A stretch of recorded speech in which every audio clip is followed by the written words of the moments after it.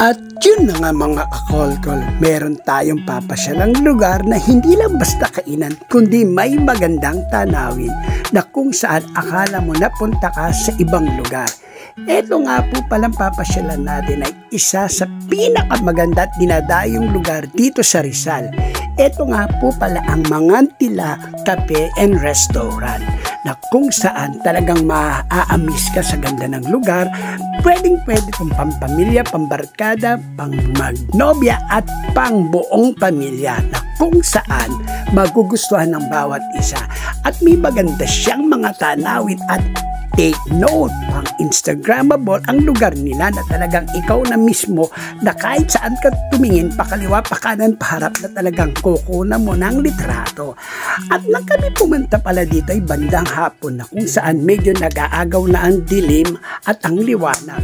At sinabayan pa ng medyo pakulimlim na paulan. Kaya napakaganda at napakalamig ng lugar nang kami pumunta. Ito nga pala Mangantila Cafe and Restaurant ay nagsiserve ng mga typical na Filipino foods na talagang sariling gawa nila, na talagang maamis ka dahil napakasarap ng mga pagkain nila. At hindi basta to masasabi kong masarap dahil hindi basta-basta ang mga pumupunta rito. Dinadayon to ng mga bigating mga taga-Rizaleño. At hindi lang basta Rizaleño, dinadayo din ng mga karating ibang bayan at kung saan ka man dito sa Pilipinas. Talagang maamis ka dahil ang lugar nila hindi lang ang pampamilya, pang-sport pa. Dahil dinadayo to ng mga kilalang mga sports player dito sa ating bansa. At take note, itong lugar na to ay may lawa na kung saan makikita mo mga isdang lumalawin na talagang maamis at matutuwa ka. At ito nga ang maganda dito, bukod sa masasarap nilang pagkain, pwede kang magkape. At mismo sa harap mo, makikita mo ang kanilang panong ginagawa at niluluto ang masarap na in-order mong pagkain. At reasonable ang mga presyo nila, napakamura, na talaga sa murang halaga, mapapaswa at mapapangangka sa sobrang sarap. At sabayan mo pa napakagandang ambience. Siyempre, paano? Di ba dadagdagan na naman ang bil-bil ni Daddy Kolkol? At ito na nga po, habang lumilibot ang mga kasama ko, umorder na ako ng kanilang mga bestseller. At ayun na nga, habang ino-order at kami palingalinga at iniikot ko muna aking mga mata dahil talagang na-amaze ako. Na-i-starstruck ako sa ganda ng lugar na aming napuntahan. At ito na nga po, dumating na ang mga ating in-order.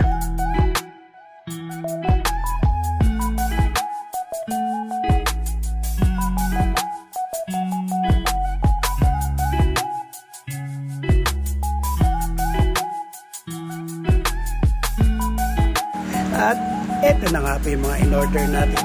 Ang sinampalukang manok na kung saan napakainit, napakasarap. Ang dinakdakan, ang ginataang hipon na napakasarap. At syempre ang pangmalakasang pansit na paborito ko na may kasamang isang bandihadong kanin.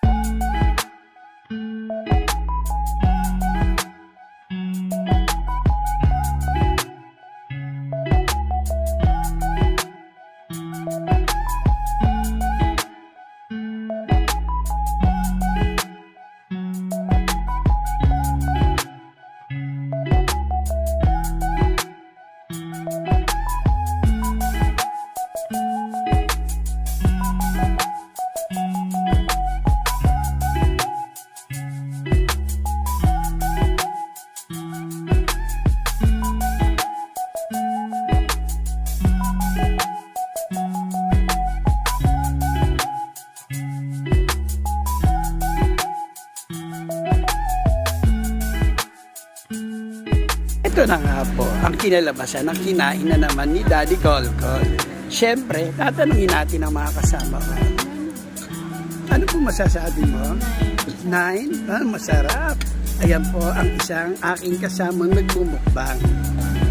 Ano masasabi mo, Drick, sa ating kinain? Sagot, sarap. Ayan po, narinig nyo. At ito nga po isa natin, talagang sinisimot niya pa. At ang ating silent mukbangers na walang comment. At yun na nga mga kakolkol, pagkatapos nyo kumain, pwede mo na kayong magmuni-muni sa kanilang magandang tanawin. O paano mga kakolkol, hanggang sa muli, kita-kits, bye-bye!